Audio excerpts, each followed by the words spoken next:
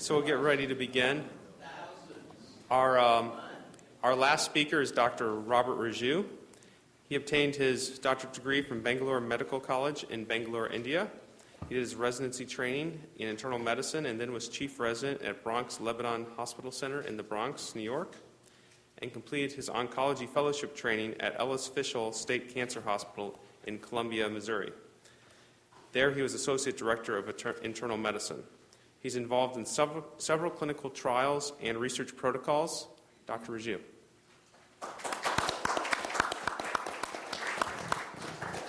Thank you. I'm delighted to be the last speaker here.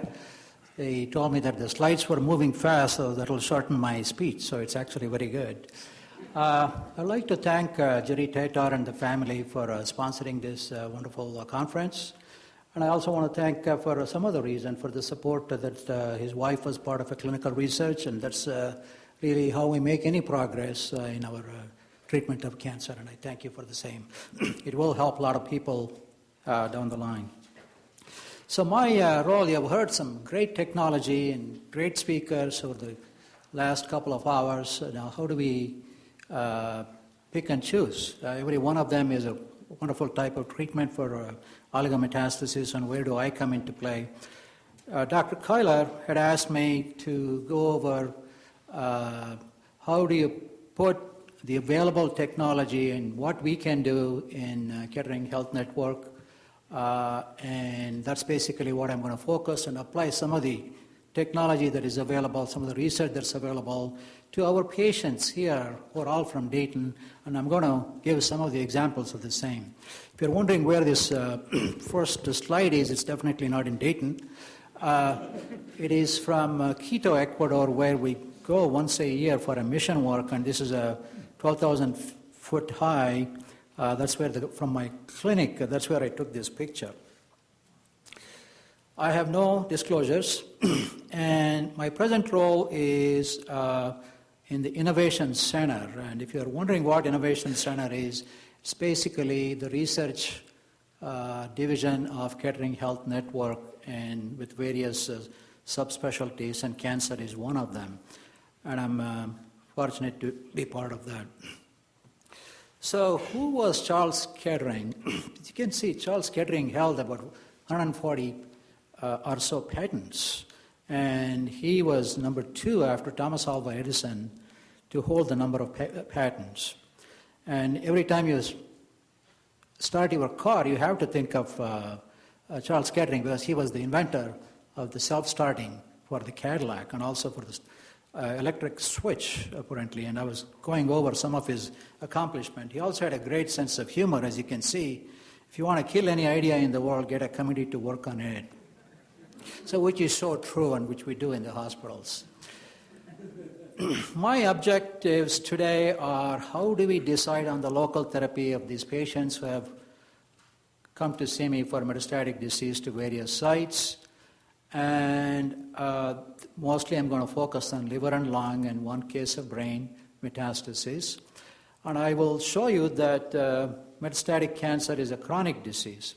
When I first started 30 years ago, one of my mentors, very well-known, internationally known breast cancer doctor, said that if you get one Christmas card from a patient with metastatic breast cancer, you should be happy.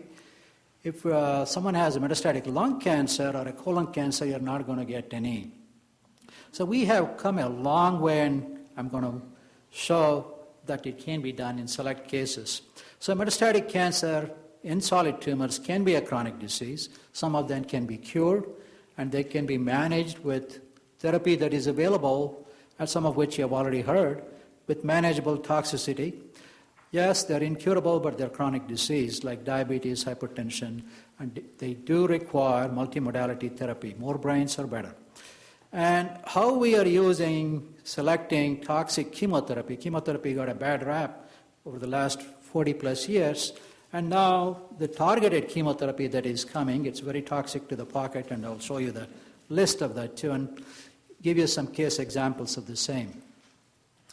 Dr. Kavanaugh has already defined the oligometastasis from this, basically few metastases, and it's a Greek-Latin word that we use. So where we have come from, metastatic colorectal cancer, we had one drug. So we used it in every which way that is possible. We gave it IV, we infused, we put it in the liver, we put it in the abdominal cavity, and we even actually gave it orally. I remember breaking the vials and giving it to the patients. Yes, it had about 15 to 20% response rate. Patients lived. As I said, why we didn't get the Christmas card was because the average lifespan at the time was about 6 months or less with metastatic colorectal cancer to the liver. Now, where have we come? As you can see, from 4 to 6 months with one drug, and the other drug that came is an oral agent, which is comparable to the combination chemotherapy with 5-FU and leucovorin, that improved the survival a little bit. And the newer drugs started to come into play over the last 15 years or so, 10 to 15 years or so. And as you add more drugs, we gradually escalated the overall survival in these patients. And now in 2011, the anti-angiogenic agents and the biological agents with targeted antibodies to EGFR, we come anywhere from 2 to 2.5 years of median survival. There is a clear progress. How did this all come about? Drugs are one thing, but we are very grateful to the patients who are part of all these clinical trials to accomplish this improvement that we have in the survival. So, this is another pictorial depiction of what has been accomplished. We had one drug and various agents that have come about, and the supportive therapy has markedly improved for these patients, and we manage their toxicity very well, so it's a more tolerable type of treatment. Somewhere in the mid-90s, metastatic colorectal cancer to the liver, they started to get the definition, liver-only metastasis. There's a select group of patients that they will benefit by taking a different approach. Even though they have liver metastases, local therapy is certainly important. This is not new. Actually, the first liver resection was done in the 30s, and the mortality was something like 15% with liver resection at that time. So in the mid-90s, we started to actually change the way we approach these patients with selected liver patients on liver resection and either before or after chemotherapy. Neoadjuvant means before the definitive surgical resection or radiation therapy that we do. The second thing that happened in the 90s was immediately after resection of the colon, we started to give certain types of therapeutic agents. Of all the agents, it was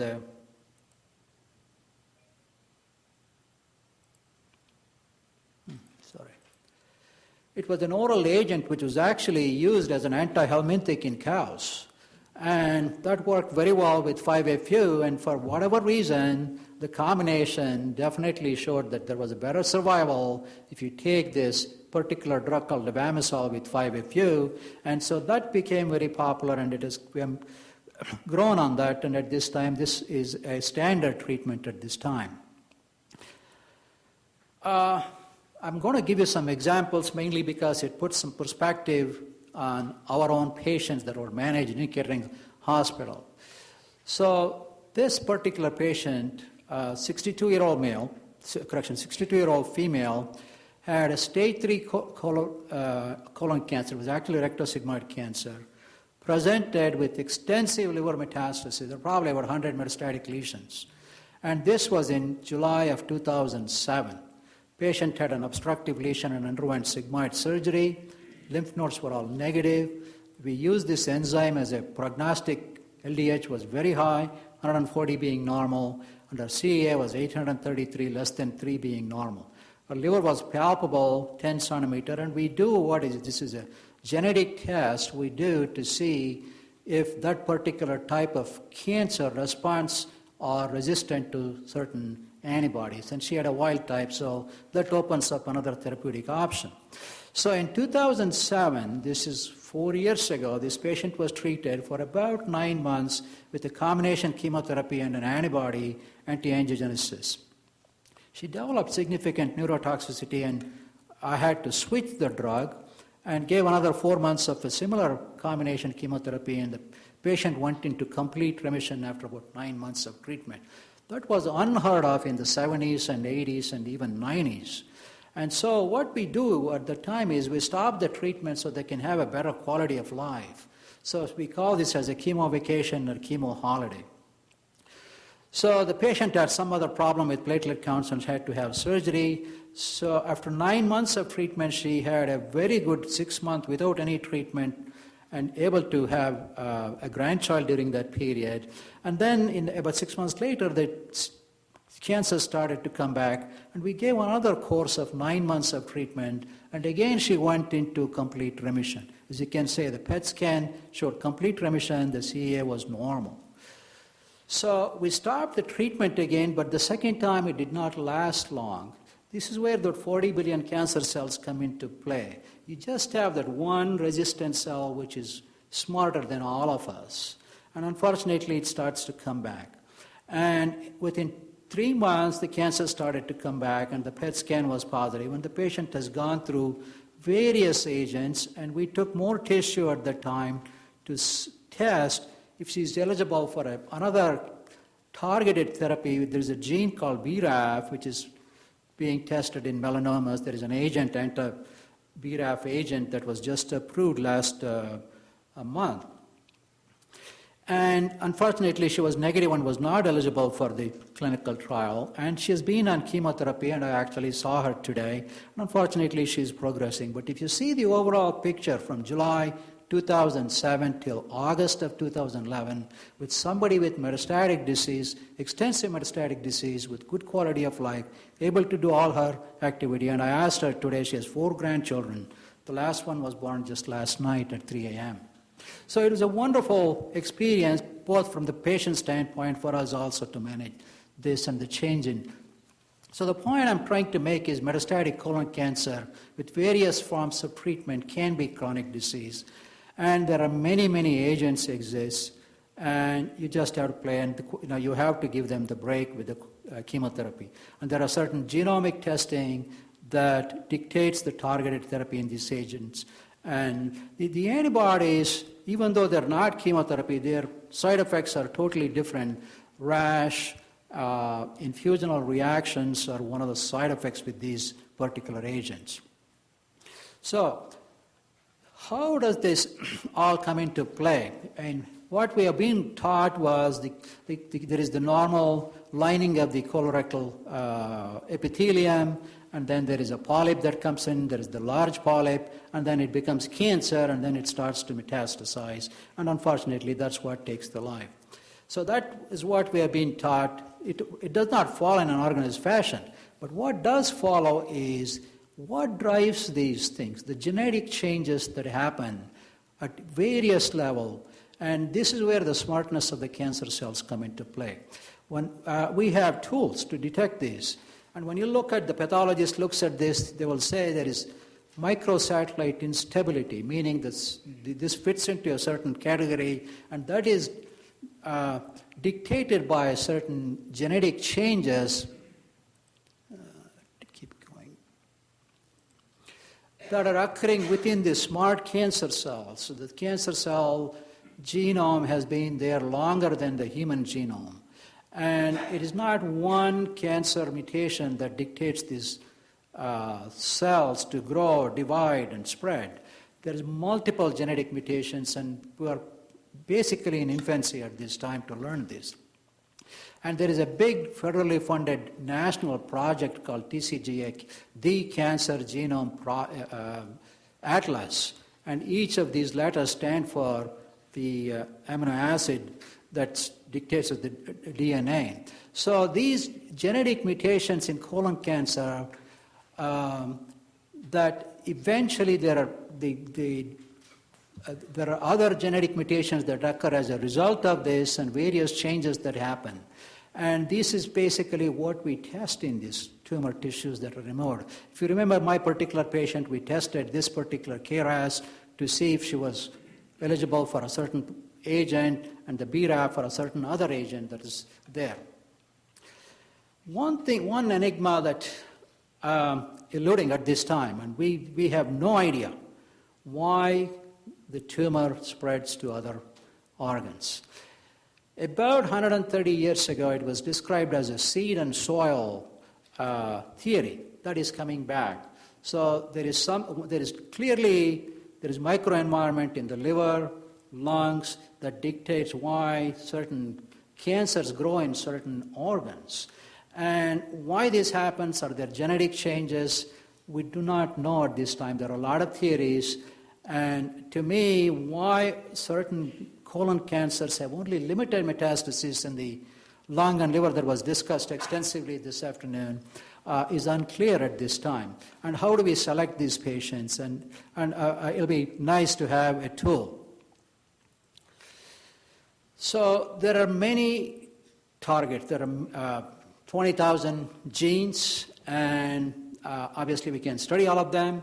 There are many targets, and every time you turn around, there are some new known markers, epithelial growth factors, BRAF, and as mentioned, there is a new anaplastic lymphoma kinase, HER2, and the oldest marker has been the estrogen and progesterone receptors, which was described in the 1980s.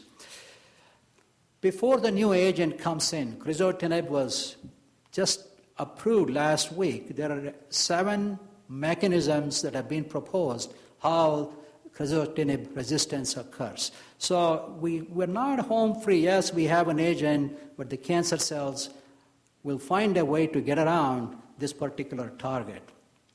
So most of these targeted therapy, unfortunately, have very difficult names, as mentioned, cetuximab, panitumumab, and so on and so forth.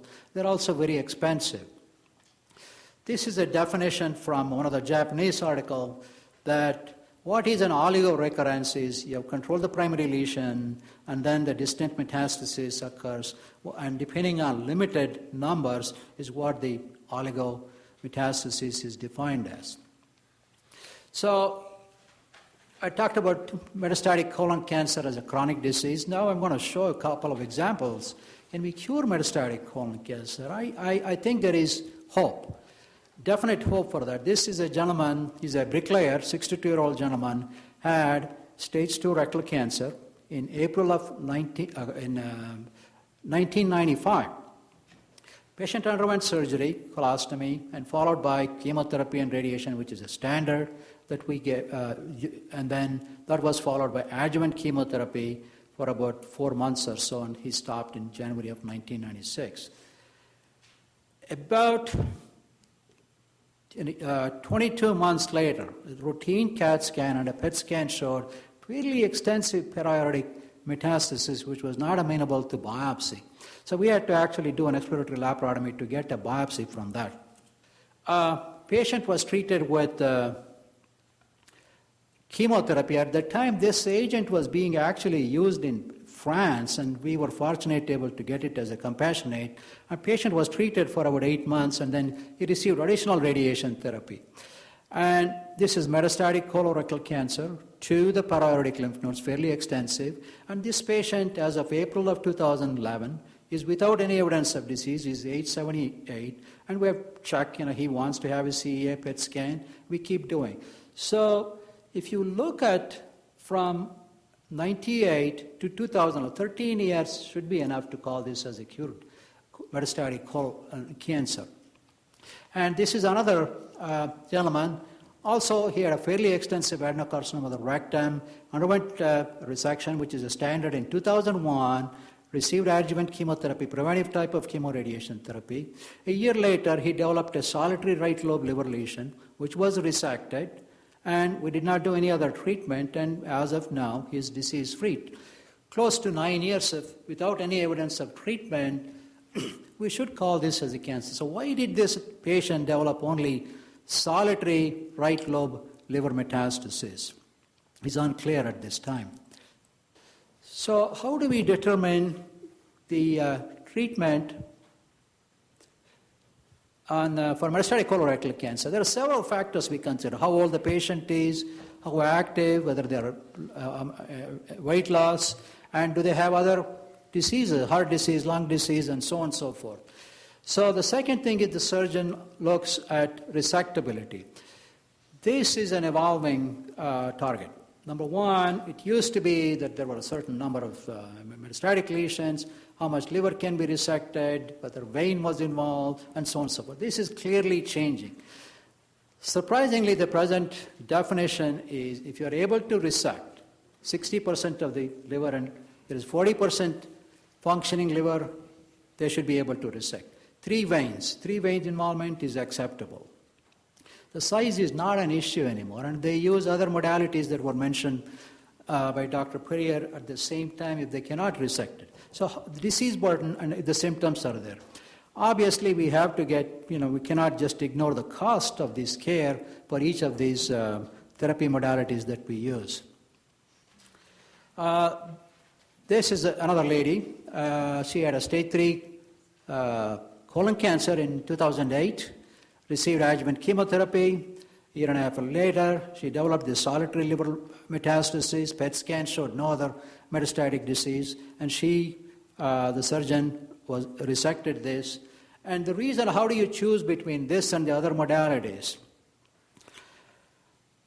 The data, the evidence that we have, the largest data, the volume of data that we have is with resection. And this, without resection, with chemotherapy alone, their survival is very, very limited. So can we use other modalities of treatment? Yes. But that again, it's driven by the evidence and how much data we have, how strong the evidence is, and there are certain recommendations made by our cancer societies, and that's what we follow. In some of these patients who have unresectable cancer, we do give them chemotherapy treatment to make them resectable or to receive other modalities of treatment such as radiofrequency or microwave. So there are some risk factors. There is actually a model that some of the surgeons use on who is eligible. If you can do surgery, do the surgery. If you cannot do surgery, use other types of treatment, and then consider surgery. Basically, that's what we do. What happens after the resection or after microwave therapy or whatever type of treatment, stereotactic therapy that's given to these patients? Do they all require, is there any evidence solid evidence that giving additional chemotherapy after these treatments is going to benefit? The data is very limited, but it is very compelling that these patients might benefit, and at least with the increased disease-free survival data that has been presented, not published in a couple of randomized trials, we do recommend this. And with the hepatic resection, as you can see here, there are various studies from 1980s to 2010. These are very large number of patients, 3,000, 1,600 patients. All these patients have gone through. If you can see about half, anywhere from 25 to 45% of the patients are cured with metastatic disease to the liver. So it is clearly, it's a changing pattern that we're using. So one problem is, it's not the Medicare has nothing to do with this. It's as we get older, the numbers drop. That's basically what it is. This is a Medicare data, 306,000 patients. They all underwent liver resection. The mortality was so it was obviously done by very good surgeons. And the 5-year survival, as opposed to the previous slide I showed, it's about half of what you see normally. It's probably because of the comorbidity and all the other things that happen with patients at this age. NCC and the National Cancer Guidelines, it's a consortium of cancer centers, and basically, as you can see, hepatic resection is the treatment of choice for resectable liver metastasis. Ablative techniques may be considered alone or in conjunction with resection.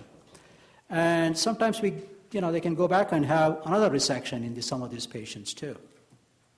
So I want to switch gears here a little bit, and this is a young woman, 56-year-old lady. In 2008, had rectal cancer. She received, before surgery with great difficulty, neoadjuvant chemotherapy and radiation, had surgery, and because of the treatment she had already received, at surgery there was no evidence of cancer. So she is what we call as a pathological complete remission. If anybody should do well, she should be the one. But cancer is smarter, as I said. So within a year and a half, unfortunately, the CA went up from 1 to 2.9. And we got a PET CT. There was no evidence of disease other than a solitary 2-centimeter right lung lesion. And as you can see, this lesion lit up here. And we called Dr. Barsodi. He was kind enough to do the resection on this patient, and the patient is doing well at this time. So she underwent surgery in May of 2011. The tumor was 1.6 centimeter, and we did some special studies to confirm it's metastatic and not a second primary. Patients with one cancer can develop second cancer. So why did we choose? Number one, the patient was a smoker. This could be a second primary. By taking this lesion out, we know what the histology is. And this patient was young. She's 56 years old, no other medical problem. She could tolerate surgery.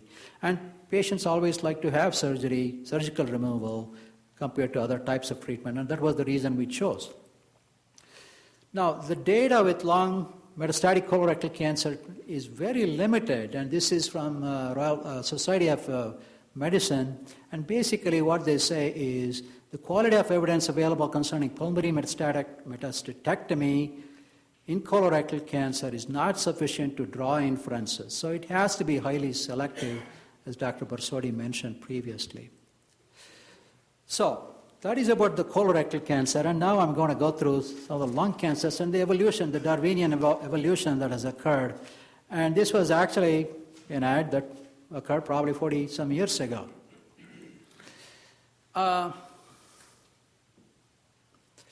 This is actually my first patient with stereotactic radiation who was treated on a clinical trial at Indiana University in 2004. She had 2 lesions, and she was treated with stereotactic body radiation. That was 7 years ago. Unfortunately, within a year, she was very well controlled local disease, but developed brain metastasis, which was eventually treated with gamma knife and passed away with that. I'm going to give you another example of how this is a lung cancer lady. She's actually, Dr. Kyler is seeing this patient. She is a 61-year-old lady. The dates are mind-boggling because this was in November of 2003. She had a 20-plus packets of cigarette smoking and had headache, weakness on the right side, and came in with a left lung lesion, which was fairly large, another lesion on the right lung, and fairly large mass in the left brain. So the lung was biopsied and came back as an adenocarcinoma, and it's important on the histology. I'm going to come back to that.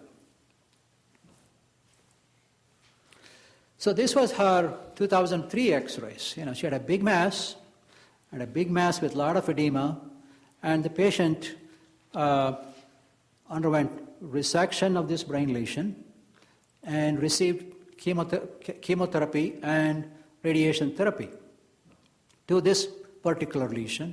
As you can see, after resection, the histology came back. She was treated with whole brain radiation. Chemotherapy and radiation therapy was completed in June of 2002. The PET scan in December of 2005 showed that lesion that was untreated previously without radiation, and I want you to remember that, but I'm going to come back to that. So that had an SUV of 3.2. The patient was asymptomatic, and we kind of watched her. In August of 2008, months later, that lesion started to increase, and I started her on a targeted oral agent called erlotinib or Tarceva at that time. Within a couple of months, usually the targeted oral agents, they respond very rapidly, actually 4 to 5 weeks. Improved, and there was only scar tissue, and she works as a hairdresser, unfortunately continues to smoke and had a coronary artery placed. And we have continued that for 5 years, unheard of, with metastatic lung cancer to the brain. And so that is the lesion that I had in 2003. This is the way it looked like in 2008. And I want to give you some information on the changes that are occurring in lung cancer. If you can see this, in females, clearly the lung cancer death rate continues to go up. Not necessarily due to smoking, because the most common increase is actually in non-smokers. Most common lung cancer I see is non-smokers. And this is And the type of cancer that we used to see 10 years ago is also changing. Squamous cell carcinoma was the most common, and that is dropping. The adenocarcinomas are clearly going up. And it's very hard to find small cell lung cancer. It continues to drop in incidence, only 13%. It used to be, when I first started, it was 25% of all lung cancers were small cell lung cancers. So there is a clear change in the pattern that lung cancer is presenting to the physicians. These next couple of slides are borrowed from Dr. Weiss, who's a famous pathologist from the University of New York. Anyway, 70% of all lung cancers are unresectable at the time of diagnosis. And they have very small biopsies. We need large biopsies.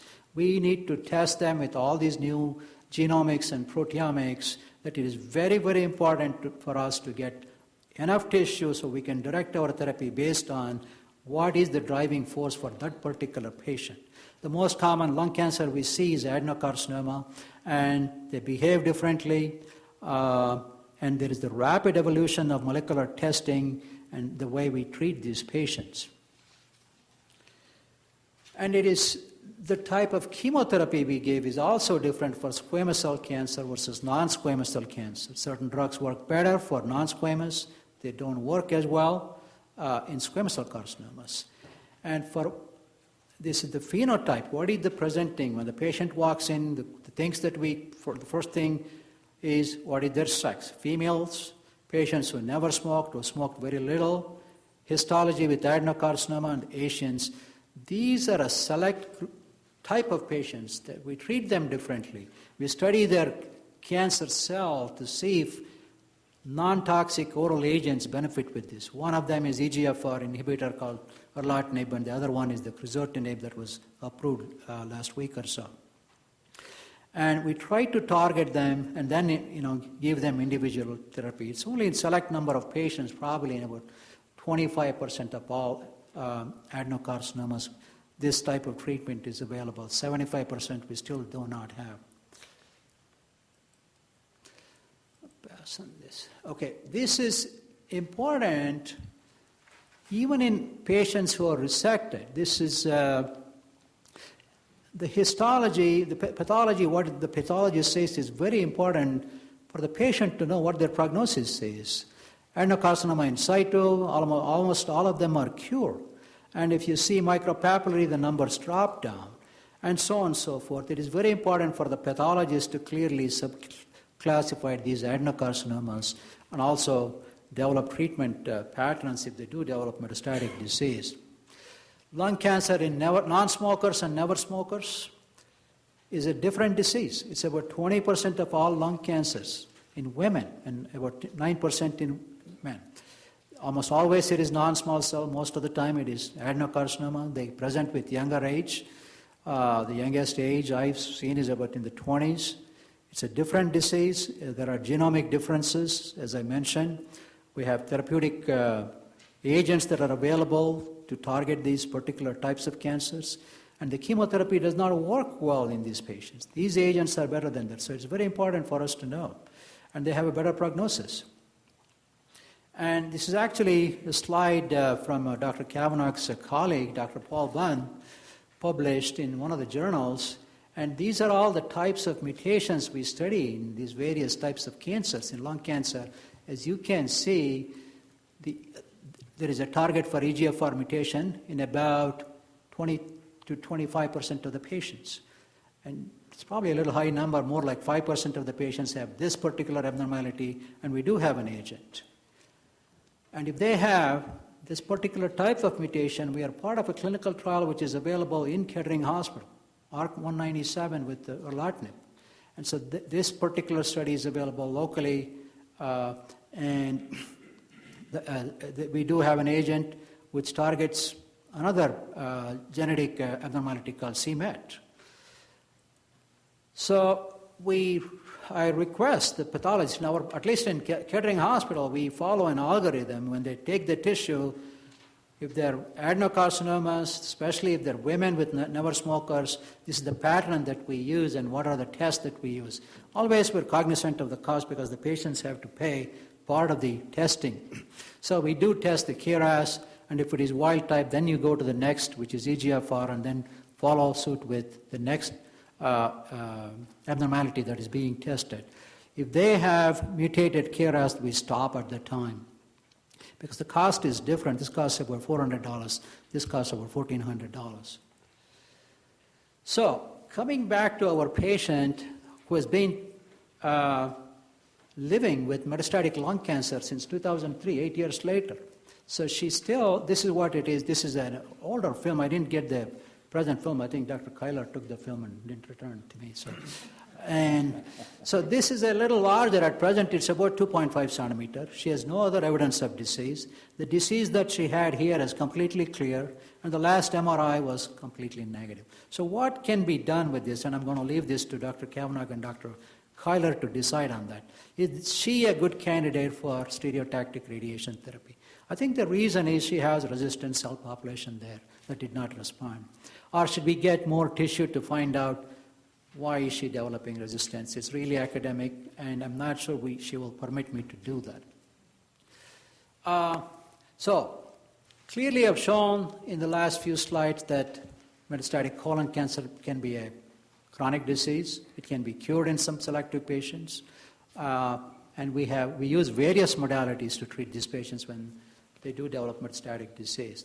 Now, the last case I'm going to present here is a disease which is a very rare type of breast cancer, occurs in about 1% of all breast cancers, called inflammatory breast cancers. And this is, when I trained and throughout, it is uniformly, unfortunately, fatal, quote unquote. But clearly the evolution that has occurred, this lady was an employee of our hospital actually. She was diagnosed with inflammatory breast cancer at a young age in her 50s in 1997. And she had a very advanced cancer with a lot of disease, locally advanced, 20-some lymph nodes. When she presented, and we gave her some neoadjuvant chemotherapy, and she underwent surgery. So there was still a lot of cancer left, and she was put on a post-operative clinical trial. And then she was treated with an oral agent called Femara for about 11 years. And 11 years later, she actually had an injury to the head. She bumped her head and landed in the emergency room, and this is basically what was found. And eventually that was resected. It came back as metastatic breast cancer 11 years after the original diagnosis of inflammatory breast cancer. So, dates, I want to get back to this. This was in March of 2008. And in June, as a follow-up, she was on another hormonal agent. And as a follow-up, MRI showed this particular lesion. And she was treated with gamma knife stereotactic radiation therapy. And she actually did well with various agents and developed another lesion and had a second gamma knife lesion. So where do we go? We treated her with some other treatment, and she has had this particular lesion. It's actually was felt to be unresectable, and Dr. Einstein treated her again with the third gamma knife. She refused to have whole brain radiation therapy. So this particular lady, in May of 2011, she had extensive lung metastasis on oxygen, 4 liters. She couldn't walk from the parking lot to her office. And we enrolled her in a phase 1 study. We studied her tissue, and she's actually receiving systemic therapy. Within 3 months, she's walking without any oxygen. She's able to do most of her activities. She still uses oxygen. And this is basically what we do in our center at Innovation Center. So these are some of the examples that I wanted to give you. But we cannot forget, unfortunately, the cost of cancer care is prohibitive. So one of the journals that surprisingly came to me in July was, there is a journal called Value-Based Cancer Care. I don't know how many of you are aware of that.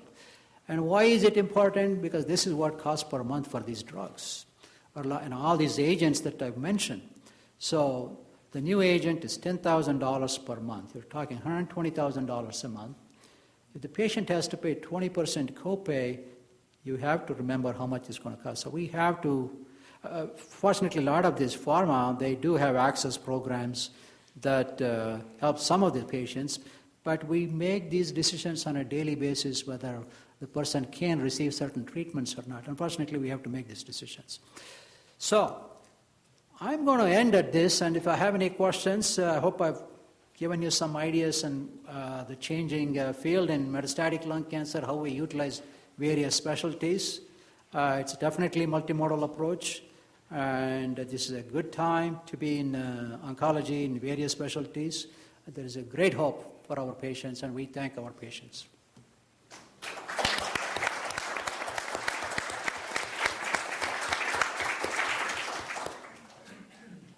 Are there any questions for Dr. Raju or any of our panelists?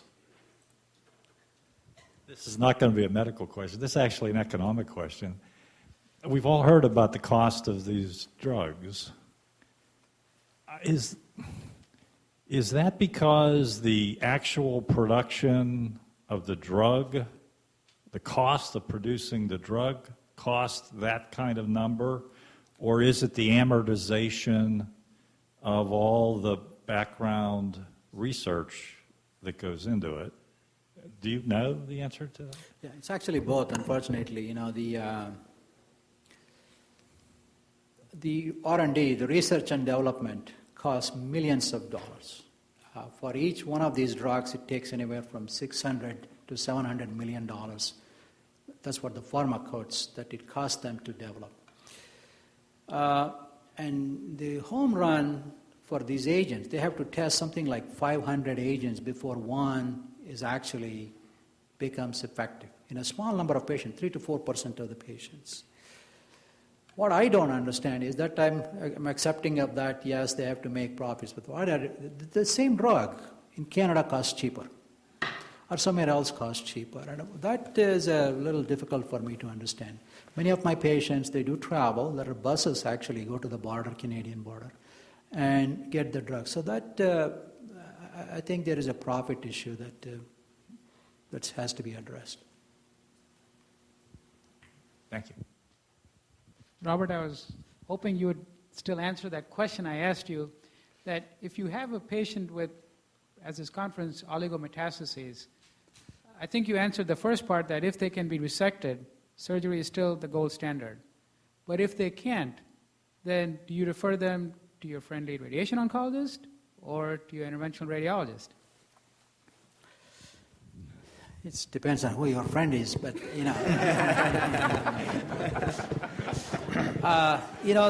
this is I'm driven by evidence, and depends on how many patients have been treated with a certain modality, and I use both radiation oncologists and interventional radiologists.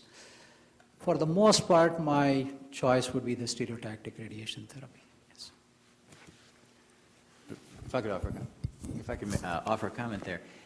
You raise a good point, and it speaks to the question of how many places there would be great value to what's been called nowadays comparative effectiveness research, and there's much interest from government and other payers to sort of promote that. Reasonable choices. Should we compare these things head to head? Easier said than done. I can just tell you that for that one particular comparison, there are at least 2 efforts that have been launched. In Europe, there's an effort to compare radiation against RFA for liver mets. It's sort of centered in the Netherlands. It may or may not actually accrue enough patients to make that call. In this country, there is talk from one of the cooperative groups about trying to launch that sort of thing. Winds up being a tougher sort of study to launch than it may sound. It's often very difficult to compare overtly different modalities like that in a clean randomized study. It's just hard for a patient to wrap their head around a true coin toss enrollment between something that looks quite so different. It's easier to do head-to-head comparisons of drugs because it's a pill, the red pill, the blue pill. It's conceptually not so hard for a patient to maybe think about that, but it's a nice idea. It would be great if we had a lot more studies that were really head-to-head comparisons, but it's really hard to get at those things. Yeah, I think the pharmacoeconomics, that's basically the word which being tossed around. And that is going to be essential part of our future clinical trials and treatment. I think we just cannot forget it. I'm going to add a follow-up question and put all of our panelists on the spot and sort of ask each of them in what scenario they would not recommend their own local therapy and would recommend another modality of local therapy, assuming that additional local therapy is warranted.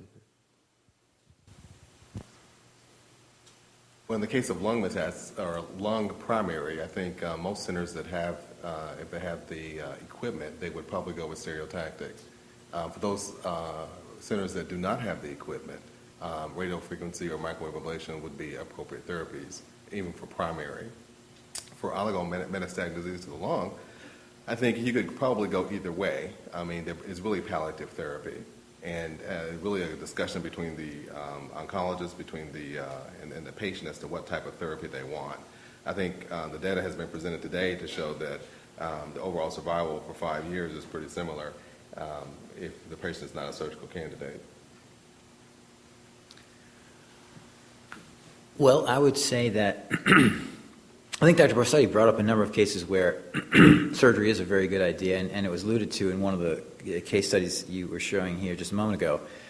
There are certainly times when additional tissue or clarification of a diagnostic uncertainty would clearly tilt the scales in favor of wanting to get more tissue. In that one particular example that you showed, and I don't know if you were inviting a question or an answer from us, but the slowly growing tumor, to me it looked like that might have been one of those sorts of low-grade tumors, and it probably would look a little different under the microscope than the first one that was taken out. And additionally, one of the funny things about some of the low-grade tumors is actually sometimes you can get a little sneakier bits of infiltration, such that actually it's maybe a little bit harder to sort of draw a neat, clean border around what you actually are going to irradiate in some of the sort of lipidic patterns of growth. That's that one particular case, but it was representative of times when I think it's valuable to obtain tissue. When you're looking to explain a resistance to systemic agents or looking to identify a new agent that may be valuable to that particular patient, once again, getting tissue is valuable. And as far as the RFA versus radiation thing, I mean, there are times when the radiation has some advantages. Sometimes you don't have to worry about heat sink effects, and you don't have to worry so much about vascular things. On the other hand, there are times when a tumor may be located. Let's go back to the liver for a moment. Right on the surface of the liver, and you saw there was an opportunity to move tissue around for the purpose of that ablative procedure that was done with RFA. Whereas unless you're going to do that, I might be cautious about doing a high-dose radiation on a part of the liver where there's a rather delicate section of bowel just going back up to it. So those are a couple of things that come to mind. And from the surgical standpoint, I think I would refer a patient out if they had, again, location that was not favorable, something which at the apex or near the mediastinum, possibly involving other structures that would not, patients who had prior surgery who clearly had adhesions, making it very difficult or traumatic to get to the lesion would be a great candidate for RF or stereotactic radiosurgeries.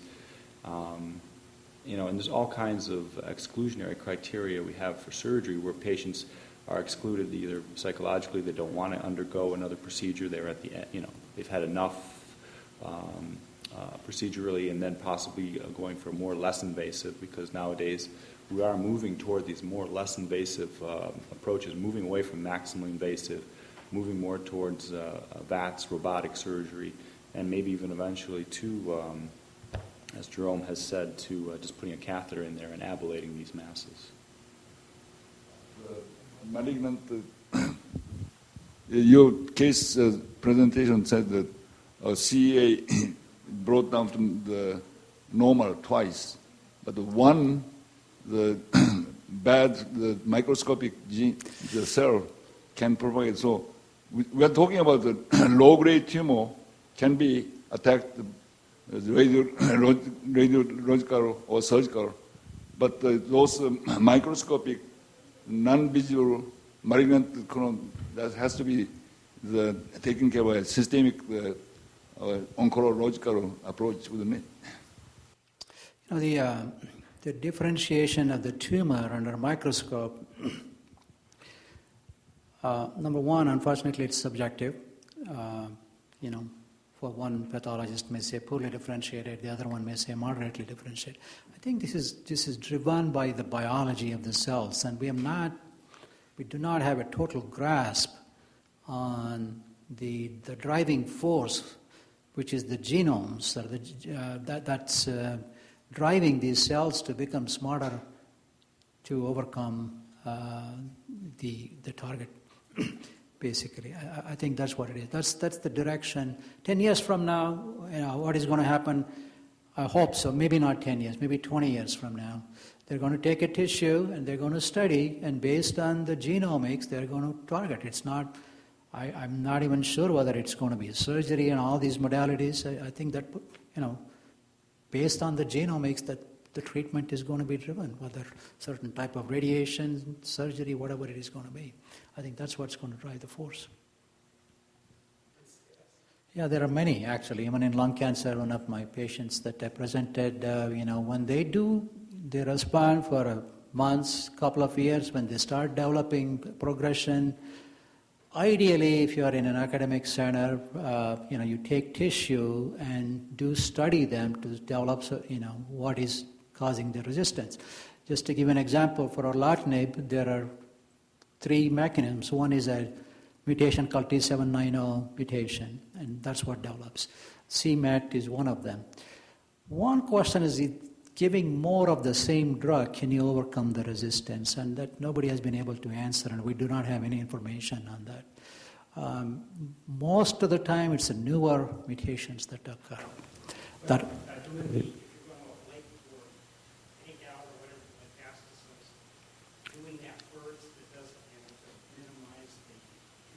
Yes, that's what that's one of the approaches. If it is feasible to remove it, that particular resistant population, yes. I think this goes back to the 60s with the skippers, development of resistance is to remove that. That's. I'll just offer one more comment on that, and it's in keeping with this notion of how combinations of these therapies can extend patient survivorship a bit longer, and we keep hoping that's going to do better and better. One of the other mechanisms of resistance to that particular agent is often driven by continued smoking. And I think it's another motivation for us to coach patients in that regard. Obviously, stopping smoking long before you get cancer is a better idea, and that's not to get it in the first place. But there is still some value, in particular in that particular situation, for smoking cessation when you can have it, because that in itself can be a form or a trigger for some resistance to some agents. So, yeah. We have another question back here. Just at what performance status or lung function or whatever yardstick you use would you say, I would not refer to any of these and consider palliative options? What is your... I didn't hear the last. At what point would you say, in the functional status or lung function or whatever yardstick you use, that it is that you would not refer to any of these modalities and consider palliative care? That's a very individual thing, and obviously every patient who walks in, they want to live longer, they want to feel better, and they want to see their grandchildren grow up. You look at all these things, and the type of cancer, how many treatments they've had, what are the comorbidities, and what are their wishes. I mean, there's obviously, most of the agents that we have work only in a small number of patients, 25%, 30%. There are many patients with metastatic cancer, they come in, they say, I do not want to take any treatments. We have to respect the wish and say, stop it. So I take into consideration all of this. Performance status, usually systemic chemotherapy does not work if the performance status is 2, lung cancer. And performance status is how we evaluate a patient, whether they're able to take care of themselves, how much time they're up and around, how much weight loss they have. So we put that into decision making here. I don't know if I answered your question, but I don't see any other questions. Thank you again to all four of our speakers. Safe travels. thank you very much.